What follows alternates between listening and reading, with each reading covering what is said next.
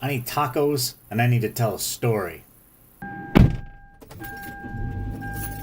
So this is a story about a time I just said, fuck this shit, I'm out. I don't know what the fuck just happened, but I don't really care. I'm gonna get the fuck up out of here. Fuck this shit, I'm out. It was inspired by a Reddit thread I saw recently where it just said, when was the time on a job you said, fuck this shit, I'm out. And this is that time, because I did say that once. So about 3.5 years ago, yeah, it was around Christmas of 2014, I was working at a place called Red Robin. Now you may know that they are known for the burgers, but you don't make a whole lot of money working there, and around Christmas time I was strapped for cash, and I did a no-no.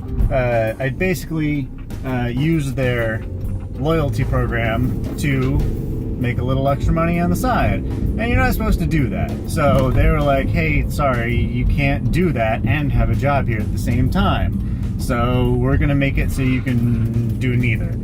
So I was in need of a job right around Christmas time, which is awesome. To be fair though, I wasn't doing it to be mean, I was doing it because I was broke.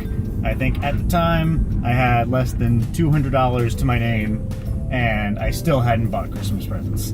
So desperate times called for desperate measures, and it didn't quite pan out, and I learned my lesson. So before you yell at me, believe me, I learned my lesson quite a bit. It was very embarrassing, and I vowed to never do it again, and I since never have. So I had to find a new job, and I found that new job at a place called Logan's Roadhouse. Excuse me for a second. Hi, how are you? Hi, could I please have the number 6 meal and a Mountain Dew to drink, please?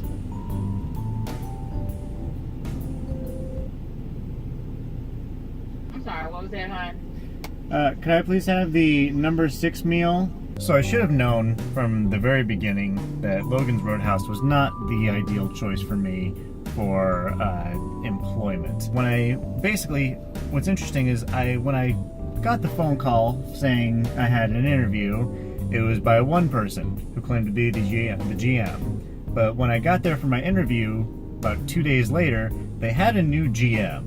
And they're like, oh yeah, the day he called you was his last day because he was quitting. I'm like, okay, so already before I'm even in the door for my interview, people are already jumping ship. And I got there for my interview, so the bartender saw me, he's like, hey, you here for an interview? I'm like, yes I am. And he's like, run right now. And I'm thinking, he's just pulling my leg, he's just joshing me. He was not joshing me. I was told during the interview that they had recently experienced 100% turnover in their kitchen. So literally everyone in their kitchen right now had less than a week of training. And the person who was the GM had less than, I believe, 2 months of managerial experience overall. So this person went from no restaurant experience at all to being a manager to being the GM in the span of 2 months. And if you've ever worked food service, you know that that is a humongous red flag made of smaller red flags that are just stitched together. I realized part of the way through my training that this was not an ideal job. For one, they make you eat the food there. Like, they make you order a different thing each night, and they cover it, but they're like, on each day of training, you have to order something from the menu, and you can only order it from this section. So my first day, I could only order an appetizer to take home. The next day, I could only order a soup and salad to take home, and then an entree, and then a particular steak. By the way, worst fucking steaks I've ever had in my life. And you can quote me on that, Logans. What up? Come at me. During my training, I heard a familiar phrase by all of my new coworkers. I heard this at least once per night. It was something along the lines of, I fucking hate this job and I can't wait to quit this job. So as somebody who was on their, second or third day at the time, this is a huge boost for morale. Completed my week of training, and once I started taking my own tables, I realized that this particular Logan's attracted a certain type of clientele. To put it nicely, they were the all lives matter crowd, meaning that they were completely devoid of all empathy and understanding and caring about other people. I did not make good money there, and that is an understatement. I think no matter how late I stayed each night and each day, I never made more than $50 a day, because my female coworkers hated any guy coworkers they had, because the guy coworkers were for the most part just there to hit on them, and they hated that. And my guy coworkers would not give me the time of day because I was also a guy coworker. Ooh, taco time. Yeah, I got tacos. It got up to the point where we were nearing Christmas. I think we were about 4 days out from Christmas at this point, and my soul has been crushed and destroyed and broken and shattered into a bajillion pieces. It got to a point where I believe it was December 21st, the first day of winter, as well as the night before a Christmas party that I was having, and I was very depressed. I had no time, I had no room in my heart for Christmas joy. I was just feeling bad. And I went to work feeling bad because I couldn't afford any presents for my friends. I couldn't afford any presents for my family.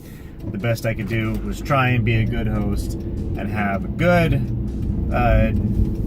time at my own party. But during that shift of work, I was given my own sort of Christmas present in a way. I didn't feel like it at the time, but after the fact, it felt very much like a Christmas present, because I was gifted with my official feeling of fuck this shit, I'm out.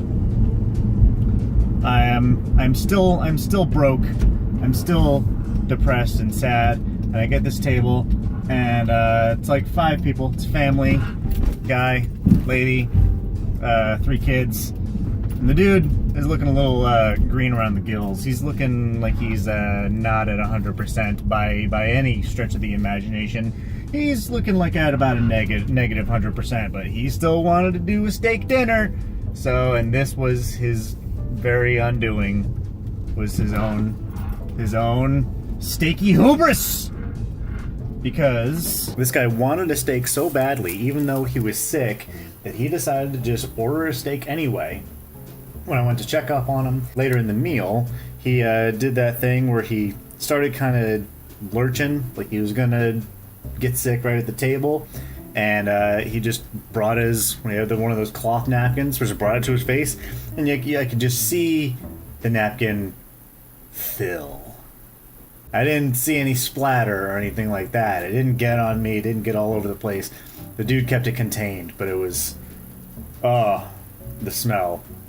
And my boss had seen what had happened, because he was at a nearby table, and he checked up on the guy to make sure the guy was alright.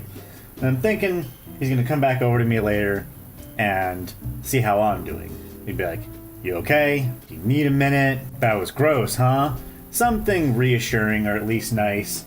But no, he comes up to me 4 days before Christmas and says, "Hey, can you work a double on Christmas Eve?" And it was at that moment I said to myself, fuck this shit, I'm out. Hello, telling a story. I went home that night, told everyone what had happened, had my Christmas party, and very soon after that, I did manage to find another job at another restaurant that was very good. I ended up staying there for like 3 years. Ended up being the job I actually left to work at Tasty Peach. And since then, I have not had a fuck this shit I'm out moment, but that was, or I might have, but I didn't remember it, but this was definitely the biggest one. But that's my story. I told you my story. Got my tacos. Did my good deed for the day. Thank you so much for joining me. If you like this video, be sure to poke that like button right in the eye. Leave a comment below. Question of the day: have you ever had a fuck this shit I'm out moment? We'll talk about it in the comments. We'll have a discussion, or you can make a video response or something like that, and then post a link to it in the comments, and I'll check it out. And if you want to see more videos like this one, where I tell other stories and I do silly stuff in the process of telling the story, hit that subscribe button. That's how I'll know that you're liking my stuff. But thank you so much I love you all, and I'll see you next time.